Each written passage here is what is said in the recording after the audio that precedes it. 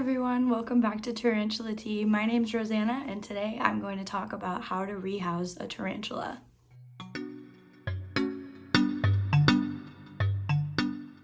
So we're back again with another video and guess what I did? I got another one. So that makes 33, and as you can tell from my voice, I'm recovering from being sick, but I figured this would be a good opportunity to teach some of you the best ways on how to rehouse a tarantula when you first bring one home, just like this.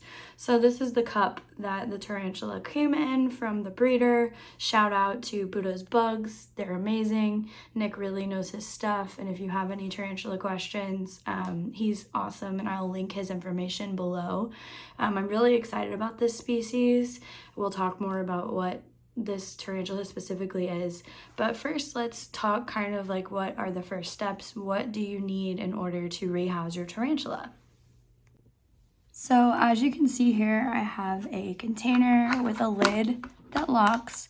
The first step that you're going to want to do for any of your new tarantulas homes is potentially drill or solder air holes into the new container.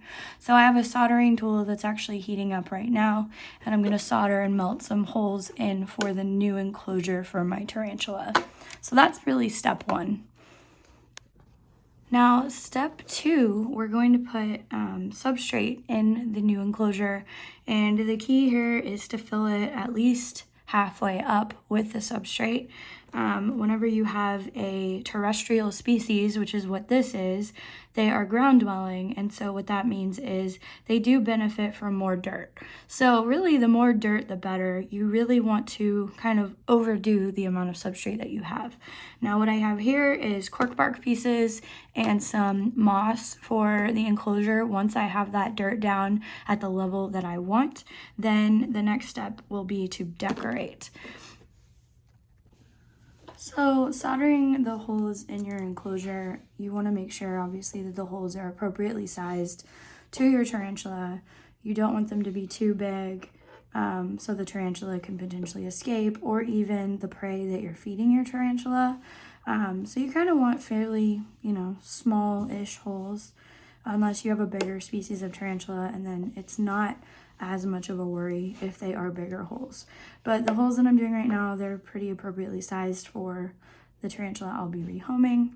Now, the amount of holes really depends on humidity needs and what you're able to keep track of. So if your enclosure is too dry, that means that, or it's drying out fast, that means that you added too many holes. And what you can do is you can actually plug up the holes with tape, but make sure that you tape up or close up those holes from the outside, not the inside. So this spider has limited to no access to that sticky part of the tape because adhesive is just not a good time for them. So I'm going to finish soldering up these holes, and then we will move on to the next step of filling with the dirt. Okay, so now that my holes are soldered, we're going to put the substrate inside like we've talked about. What I'm using is coconut fiber that I had a brick of, and I expanded it. You can use all different kinds of substrates as long as they are not like repti bark. I would not recommend, because those are pieces that can actually puncture and hurt your tarantula. So I like using the soft stuff. Repti soil is another one that I have. I've also mixed in a little bit of sphagnum moss into this substrate, and we're gonna add a little bit more and kind of pack it down.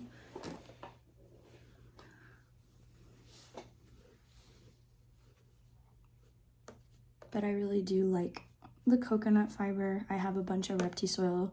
The bag isn't opened, so I haven't dove into that yet, but that's going to be the one that I'll use once I'm out of this coconut fiber. So we're still filling, and I'll show you kind of a side shot just to give an idea of how much substrate is actually in here. So here's kind of a side shot to give you an idea of how high up the substrate level is on this specific container for this tarantula. So based on the size of the tarantula, you will want to size your cork bark accordingly. This one should be good for the next couple of molts for this tarantula size. What I'm going to do is I'm going to stick it down as far as I kind of can, or just have it up, or maybe even sideways, and make kind of a suggestion for the tarantula, like, hey, this looks like a good spot to burrow. So I'm going to put some of that behind there and tuck it in, and I'll show you kind of what that looks like on the other side. So I want it to be stable so it doesn't fall on the tarantula. And different substrates will be sturdier than others. This one's a little bit loose. The cocoa fiber is very fluffy. So you really have to pack it in to hold stuff in place. But yeah, the tarantula is going to be able to do whatever it desires design-wise, but you can give it like a little option right there. And now I'm going to add a little bit of the moss. The moss is messy.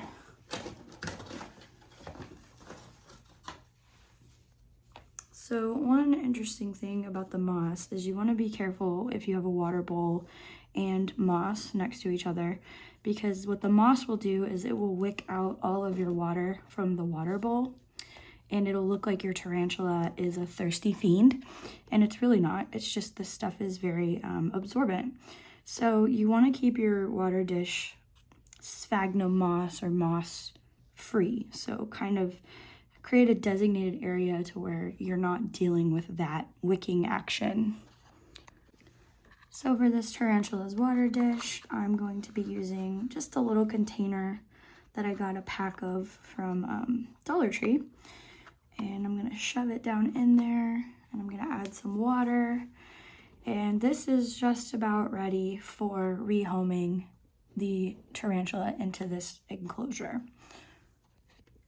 Okay guys, now it is the fun part, the part that everybody's heart gets racing for, and that is moving a tarantula from point A to point B.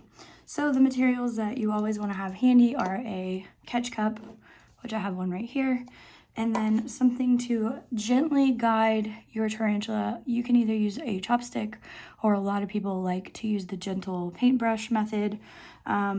Every species kind of has their quirks and do's and don'ts. This specific tarantula, I would not say is one of the slower species. So it can be, this is kind of a more challenging rehome. You kind of want to be very aware of urticating hairs. You also want to be aware of how much of a fall risk there is. So rehoming even on the ground can be kind of recommended. And also having multiple people available, that can also be very helpful in case something does go wrong. There's really good rehome videos that Tom Moran has, where he always has a lot of cool, unique DIY items to make rehousing, even your big tarantulas, much easier than just doing it with a catch cup. Like, he's DIY'd all kinds of little mechanisms to where it's extremely hands-free, where he poked holes in his DIY catch cup where he can stick items inside to help guide the tarantula. Sometimes people will even wear gloves or a face mask because of urticating hairs. In this situation, I probably should be wearing gloves. I don't really expect to get hairs kicked at me, but if you do, you want to wash your hands immediately. And this is just all, you kind of want to plan for worst case scenario. Some rehomes are super duper simple, and some rehomes can be surprisingly, frustratingly difficult. So it really just, going slow is the biggest tip that I have for you. And kind of, just preparing for that worst case scenario. All right, so let's get started. I'm actually going to grab the lid for this, so whenever we do make it in there, that's another backup thing to, obviously we need the top on to successfully keep the tarantula where we want it. All right, so I'm gonna grab that. Okay, so we'll have our lid hanging out over here. We have our catch cup. So the tarantula actually, before this rehome video, I gave it a mealworm. I don't know if you can see. So this little spicy nugget has a meal in its mouth. So we're gonna be interrupting its chow time, which might make this even easier. I'm not positive. Getting it into its new space. So vibrations are going to make the tarantula aware of what we're doing. I'm keeping my hands clear of the tarantula. All right, so our top is now off.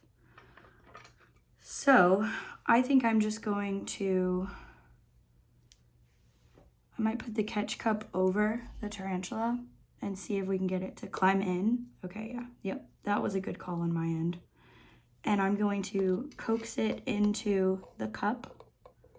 I don't know if you're able to see all of this. Okay, so we are in the catch cup. Get in there. Awesome. And now we are just going to coax it back into its new enclosure. There you go. There you go. Oh, oh. All right. And now we are going to gently put the lid on. Oh, okay. Yep. Yep, you're fast. All right. So there you have it. That was pretty easy, but as you can see, this little kiddo has speed, so that was no joke. I mean, that's definitely one of those tarantulas that can get your heart pumping. And this guy is a Xenethus intermedia is the species. Full grown. This one will be my biggest tarantula with the size of 9 inches. So this is going to be no joke when it grows, and it's gorgeous. I'll insert a picture of what it looks like when it is matured. It's been one of my dream, tarantulas once I found out that they existed. So I'm really excited to see this one develop. Not very colorful right now, as you can see, but that's the cool part, watching them transform into the amazing adult colors that they have. So here is the scientific name of the tarantula that we rehoused. And here is some footage of our little guy that's not necessarily so little for a spiderling. They actually have some pretty good size, but that was definitely a successful rehouse, and we'll see what this one decides to do as far as decoration when it settles in. So once we're fed and we are rehoused, this little guy is going to be left alone for a while, and I'm sure there's going to be some interesting little tunnels or burrows that this tarantula is going to decide to do. So that'll be fun to watch.